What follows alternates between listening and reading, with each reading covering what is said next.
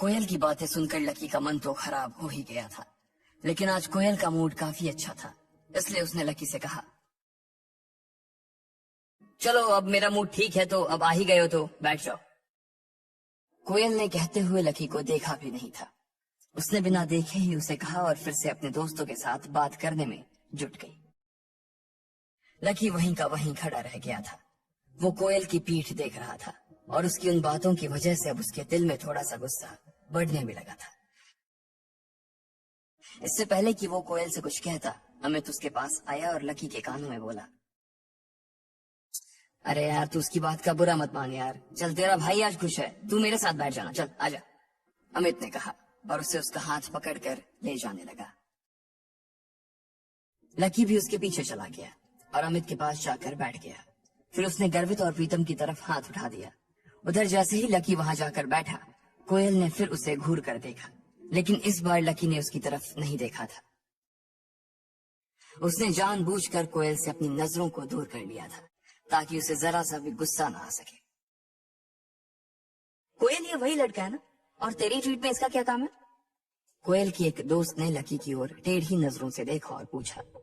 बाकी के लोग जो लकी के बारे में नहीं जानते थे और उसके बारे में सिर्फ उसके कपड़े को देखकर अपने मन में राय बना रहे थे, वो भी कोयल को ऐसे ही सवालिया नजरों से देख रहे थे। जब कोयल ने देखा कि सारी नजरें उसकी ओर घूम गई थी, तो उसने लकी के बारे में बताना शुरू करते हुए कहा, ये भाई बहुत ही कमाल के इंसान है। इनसे बड़ा अजूबा ना आपको पूरी दिल्ली में कहीं भी देखने को नहीं मिलेगा। कल सुबह ये पैसे निकालने के लिए बैंक में गए। पता है कौन से bank? New city bank. New city bank का नाम सुनते ही उन सब लोगों के मुंह खुले के खुले रह गए थे। ऐसा नहीं था कि उन्होंने कभी इस बैंक का नाम नहीं सुना था। बात सिर्फ इतनी सी थी कि लकी का हुलिया देखकर कोई सपने में नहीं सोच सकता था कि ये आदमी न्यू सिटी बैंक भी जा सकता है। इससे पहले कि कोई कुछ कहता, कोयल ने अपनी बात पूरी करते हुए कहा, और वहां जाकर ये मैनेजर से कह रहे हैं कि मुझे पैसे निकालने हैं। मैनेजर ने इससे पूछा, आपका कार्ड कहाँ है? तो इन भाई साहब ने बोला कि मेरे पास तो कोई कार्ड ही नहीं है। कोयल का इतना कहना हुआ कि वहां बैठे कुछ लोगों के चेहरे पर हंसी आ गई। वो बार बार लकी को देखे जा रहे थे और हंस रहे थे, और बाकी के लोग जैसे अमित और रोशनी, इन लोगों को सच पता था, इसलिए वो लोग चुपचाप बैठे हुए थे।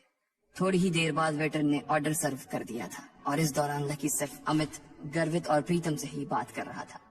कोयल और उसके दोस्त की तरफ वो देख भी नहीं रहा था।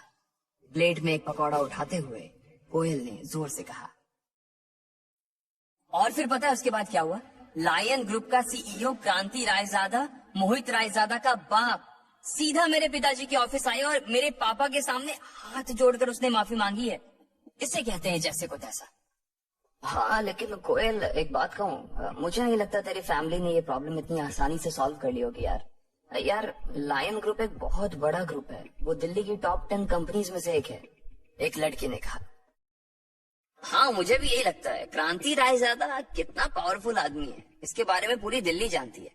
उसके तेवर किसी से भी छुपे नहीं है यार। एक बार अगर वो किसी की बैंड बजाने की सोच लेता है ना, तो फिर वो इतनी आसानी से सामने वाले को छोड़ता नहीं है। वो चाहे तो किसी भी कंपनी को गायब करवा दे, और तेरे पापा ने उसे इतनी आसानी से हरा दिया, ये मुझे कुछ हजम नहीं हो रहा है यार। एक और लड़के ने कहा, हाँ हो सकता है कि इसमें किसी और का भी हाथ हो। एक और लड़के ने कहा। कोयल उन सब लोगों की बातें सुनकर चिढ़ गई थी। उसे लग रहा था कि सब लोग उसकी इस जीत को उस तरह से नहीं देख रहे थे, इसलिए उसने भी जोश जोश में कहा,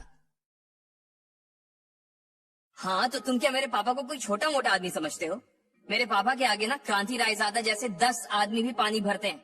वो चाहे तो एक झटके में मोहित और उसके बाप को हमारी कंपनी के गेट पर गार्ड की नौकरी पर रख सकते हैं। मेरे पापा के आगे वो जीरो है। फिर भी तुम लोगों को विश्वास नहीं हो रहा ना कि ये उन्होंने किया या नहीं? तो चलो मैं तुम्हारे सामने उन्हीं से पूछ लेती हूँ। फिर कोयल ने अपने पर्स में से अपना फोन निकाला और उसके पिता का नंबर मिलाया। फिर